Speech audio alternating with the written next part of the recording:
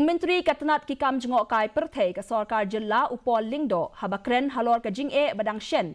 Hakabia day bat ke kam jengok kai perthei bat kalet kawan. Ula Pynpaw baka Sorkar kadang Plie ban Pynbeit ya ki Jingeh bala Pynpaw daki Nongpynïaid kali Kamai.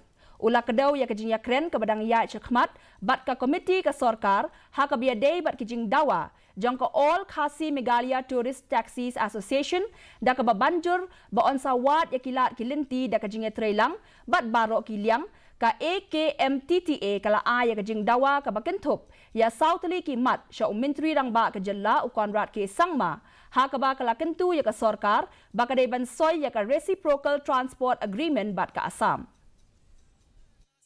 We had an engagement wherein the all KHASI Taxi Drivers Association were also invited and had participated just last week. So that was last week, and next week again the official committee is meeting the associations. See, our mind is still very open. They are talking to the official committee next week. Once those talks move forward, the committee will then apprise me of possible solutions, and I see nothing that can't be solved where this issue is concerned.